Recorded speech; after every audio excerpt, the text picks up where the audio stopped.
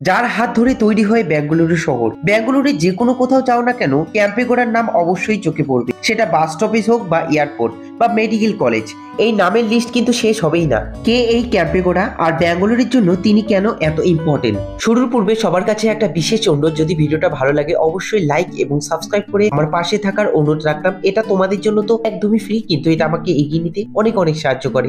তো চলো শুরু করি আজকের এই ভিডিও। বর্তমানে বেঙ্গালুরু যেখানে অবস্থান করছে সেখানে অনেক এম্পায়ার ও ডাইনেস্টির রাজত্ব ছিল। 16th সেঞ্চুরিতে ওখানে বিজয়নগরের সাম্রাজ্যের তুলাবারের রাজত্ব ছিল।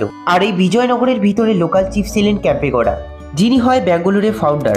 1537 সালে বিজয়নগর রাজার পারমিশন নিয়ে স্থাপনা করে বেঙ্গালুরু শহর। ক্যাম্পেগোড়া এমন একটি শহরের সূচনা কল্পনা করেছিলেন যেটি একটি সম্পূর্ণ সামরিক সেনানিবাস, জলের ট্যাঙ্ক, উপাসনা স্থান, ধর্মীয় অনুষ্ঠানের গর্ব করতে পারে এবং পাশাপাশি একটি সম্পূর্ণ মেট্রোপলিটন অঞ্চল হিসাবে ব্যবসায়ীদের কর্মসংস্থানের প্রস্তাব দেয়।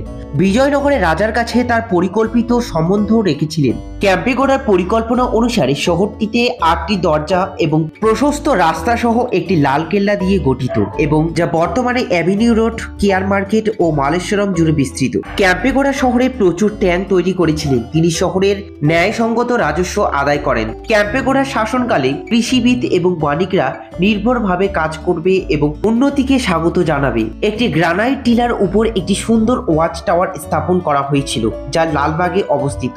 এছাড়া ক্যাম্পেগোড়া অনেক প্রসিদ্ধ মন্দির স্থাপন করেন, তার মধ্যে ওলসুর সোমেশ্বরা মন্দির, গাবি গঙ্গাধরেশ্বর মন্দির, যা বর্তমানে মন্দির সহ স্থাপত্য ও আধ্যাত্মিকের জন্য বেশ বিখ্যাত। ক্যাম্পেগোড়া দক্ষিণ কর্ণাটকের প্রভাবশালী কৃষি ভোক্কালিগারের সম্প্রদায়ের ছিলেন। তার শহরটি এতটাই পরিকল্পিত যে পানীয় জল ও কৃষি চাহিদা মেটাতে প্রায় 1000টি হ্রদ তৈরি করেছিলেন। কথিত আছে তিনি তার মন্ত্রীর সাথে শিকার করার সময় একটি নতুন শহরের পরিকল্পনা করেন এবং পরে প্রস্তাবিত শহরের 4 কোণে টাওয়ার স্থাপন করে এই অঞ্চল চিহ্নিত করেছিলেন, যার প্রচেষ্টায় আমাদের এই বেঙ্গালুরু শহর প্রায় 46 বছর রাজত্ব করার পর 1569 সালে ক্যাম্পেগোড়ার মৃত্যু হয়। তার বুদ্ধিমত্তার জন্য আমাদের ভারতবর্ষে এক নতুন উপহার হিসাবে আমরা বেঙ্গালুরু পেয়েছি। তাকে জানাই শতকোটি প্রণাম ও স্যালুট। যারা ঐতিহাসিক, পৌরাণিক ও ফ্যাক্ট ভিডিও পছন্দ করো অবশ্যই আমাকে সাবস্ক্রাইব করো। দেখা হচ্ছে নতুন কিছু অজানা তথ্য ভিডিও নিয়ে।